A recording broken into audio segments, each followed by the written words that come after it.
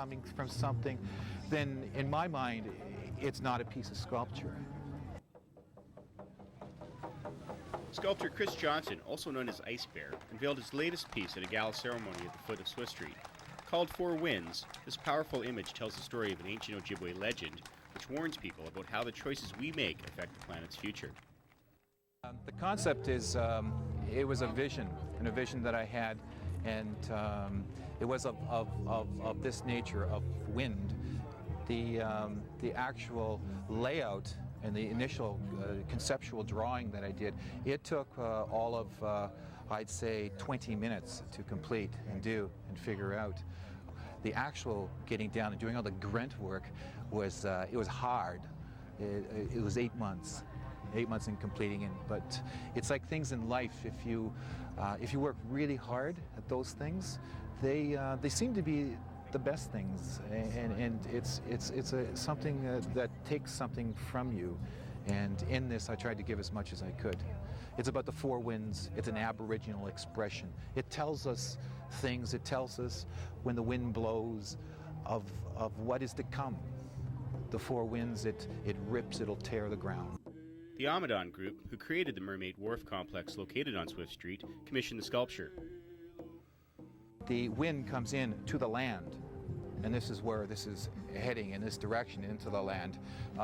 One of the things that I guess that's pretty important about it is that the general direction of these winds are all moving in one, because in mythology, the winds, they will predict the future. And this future is pointed in one direction. And I think that if the signs are there, whether we choose to acknowledge those signs and not blame El Nino or something else, or a volcano, and come to our senses and say, yeah, we've got a problem here. We've got too much pollution in the air. We are destroying everything. So let's slow it down a little bit and find out a working solution. Do some corrective action. Four Winds is made of a variety of materials. The process began with two 17-foot blocks of sculptural foam, a high-density material similar to rigid insulation. Icebear then carved the major elements and coated them with winterstone, a compound developed in Canada. The next step was to cast pieces of the sculpture out of the high-strength foam and apply the details. It's not a light structure. It's heavy. You're working with different composites.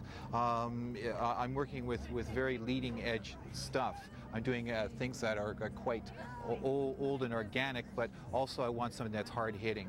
That when you see it, it's in your face, it's in face strong. It's not something that's in front of a building and it's just a polished rock. I've seen many of those sculptures. I guess you don't have to deal with them. To me, I look at a sculpture as something that should be there, should be challenging.